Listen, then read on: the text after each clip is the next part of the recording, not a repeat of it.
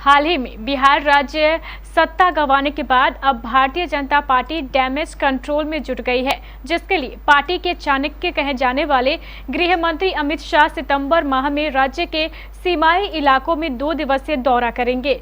आगामी चुनावों के मद्देनजर शाह के इस दौरे को काफी महत्वपूर्ण माना जा रहा है।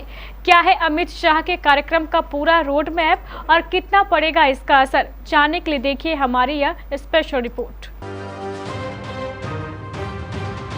बिहार में सत्ता से हाथ धोने के बाद पहली बार पार्टी के प्रमुख रणनीतिकार अमित शाह राज्य के दौरे पर आ रहे हैं, जिसके लिए पूरा रोड मैप भी तैयार किया जा चुका है।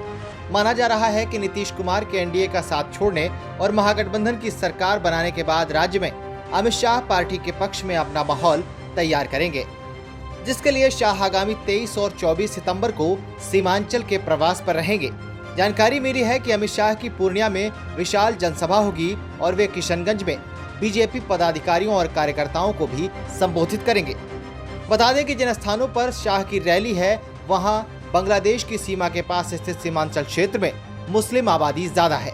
ऐसे में लोकसभा चुनाव 2024 और विधानसभा चुनाव 2025 के मद्देनजर अमित शाह का बीजेपी के लिए यह दौरा बहुत अहम माना जा रहा है। मुख्यमंत्री नीतीश कुमार की पार्टी जेडीयू ने इसी महीने बीजेपी से नाता तोड़कर महागठबंधन के साथ राज्य में सरकार बनाई है। बिहार में हुई राजनीतिक उथल-पुथल के बाद यह शाह का पहला राजनीतिक दौरा होगा। हालांकि अमित शाह पिछले महीने ही पटना आए थे, लेकिन तब वहां बीजेपी सत्ता में थी। बीजेपी की ओर से जानकारी दी गई है कि पार्टी के प्रमुख रणनीतिकार माने जाने वाले अमित शाह 23 सितंबर को पूर्णिया में रैली को संबोधित करेंगे। इसके बाद 24 सितंबर को किशनगंज में बीजेपी पदाधिकारियों और कार्यकर्ताओं की बैठक लेंगे। बताया गया है कि अमित शाह के बाद केंद्रीय नेता राज्य के अलग अलग क्षेत्र का भी दौरा करेंगे। नरेंद्र मोदी सरकार की उपलब्धियों को गिनाएंगे और बीजेपी के पक्ष में माहौल बनाने की कोशिश करेंगे। इधर अमित शाह के दौरे की जानकारी मिलते ही जेडीयू ने दौरे को लेकर तीखा हमला बोला है। जेडीयू के संसदीय बोर्ड के राष्ट्रीय अध्यक्ष उपेंद्र कुशवाहा ने कहा है कि बीजेपी की राजनीति सांप्रदायिक तनाव पर टिकी है। यह शाह की पहली यात्रा के लिए जिस जगह का चुनाव किया गया है, उसमें साफ नजर आ रहा है। जिस सीमांचल इलाके में शाह दौरा करेंगे वह मुस्लिम आबादी वाला क्षेत्र है। ऐसे में उनके द्वारा सांप्रदायिकता को भुनाने का प्रयास किया जाएगा, मगर इसका कोई फायदा नहीं होगा। उन्होंने कहा कि बिहार में सांप्रदायिकता को भुनाने की बीजेपी की योजना उसी तरह से विफल हो जाएगी जैसे उसने पिछले साल विधानसभा चुनाव से पहले पश्चिम बंगाल में की थी।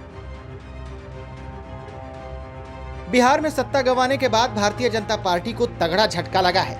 ऐसे में अब पार्टी एक बार फिर से मजबूती के साथ राज्य में स्वयं को खड़ा करने की कोशिश कर रही है और यही कारण है कि पार्टी के कद्दावर नेता अमित शाह उन इलाकों का दौरा कर रहे हैं जहां से बिहार की राजनीति को नया मुद्दा दिया जा सके। बिहार में आगे की बीजेपी की रणनीति क्या होगी, इसके लिए पिछले दिनों दिल्ली में बीजेपी कोर कमेटी की बैठक भी हुई थी, जिसमें राष्ट्रीय अध्यक्ष जेपी नड्डा, गृह मंत्री अमित शाह समेत बिहार बीजेपी के वरिष्ठ नेता भी शामिल हुए थे। इस बैठक में लोकसभा चुनाव 2024 और उसके बाद 2025 में होने वाले विधानसभा चुनाव को लेकर रणनीति तैयार की गई थी। बीजेपी आम चुनाव में बिहार के अंदर 40 में से 35 सीटें जीतने का लक्ष्य रखा है। मिशन 35 को पूरा करने के लिए निकट भविष्य में बिहार बीजेपी में सांगठनिक तौर पर बड़े बदलाव किए जाएंगे। Bureau report, KBC news.